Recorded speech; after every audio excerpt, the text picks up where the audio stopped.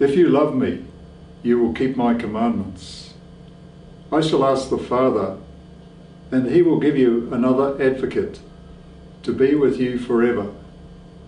That Spirit of truth, whom the world can never receive, since it neither sees nor knows him. But you know him, because he is with you, he is in you. I will not leave you orphans. I will come back to you. In a short time, the world will no longer see me, but you will see me, because I live and you will live. On that day, you will understand that I am in my Father, and you in me, and I in you. Anybody who receives my commandments and keeps them will be one who loves me. And anybody who loves me will be loved by my Father, and I shall love him and show myself to him. Well, that was a very interesting reading, Steve. Some of it, for me, is quite philosophical, but I'm sure that there are some meanings we can unpack there.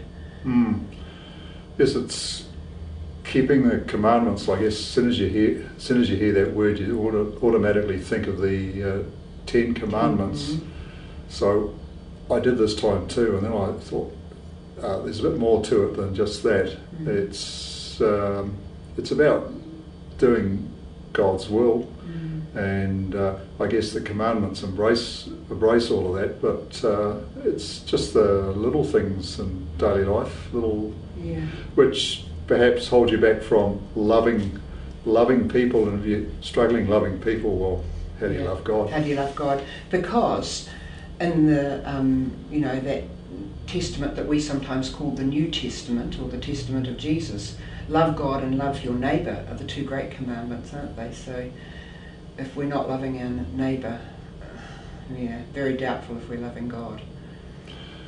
It is, and yet I think in our human frailty, God understands, and he said that I don't leave you orphans, and I find that really reassuring, because some days you're finding it hard to stay in touch with God.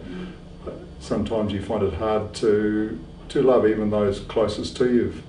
Something has happened, and suddenly these feelings of unforgiveness come within your heart, and you know you've got to resolve them, otherwise it's going to dash your day, it's going to dash your relationship with God, because you can't pretend, say, well, I don't love this person, but I love you, God.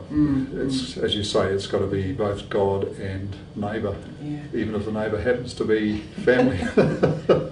Well, it's really interesting. I find that whole concept of loving your neighbour when your neighbour has offended you quite a challenge, because you feel you'd like to just push them away, but somehow we have to hold the offence lightly, don't we? And while acknowledging that we're hurt, we still have to pray for the person and wish well for the person, and not add fuel to the fire by offending the person or pushing them away. And that's a real challenge. And what you just said to me then, I thought that was really good, that it's a real comfort to know that Jesus is sending the advocate, and that we will have that spirit of love within us to help us in these circumstances. Yes, that is really reassuring, actually, knowing that there is somebody we can't see, but somebody who's very much part of God and helps us to keep in touch, guides us. And as the reading said, the Spirit of truth, and I guess that's probably one of a million descriptions you could give of the Spirit. It's the Spirit of joy, the Spirit of peace, but the Spirit of truth. And in this day and age, truth is not easy to see. It's become quite blurred. Yes. And Pontius Pilate's question before Jesus, what is truth, is a very philosophical question, but it does have, it's quite real in the context of this day and age, where sometimes it's hard to know what is the truth.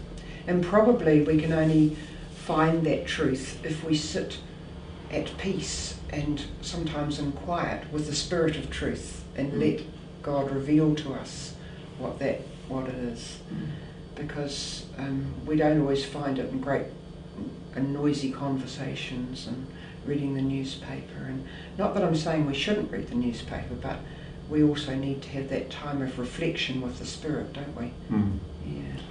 Yes, well, when we're in touch with the Spirit, we're in touch with not only God but the world around us. It helps us to understand things that perhaps are not quite working in God's way, but at least the Spirit helps us to understand and how to interpret them and how to respond to them.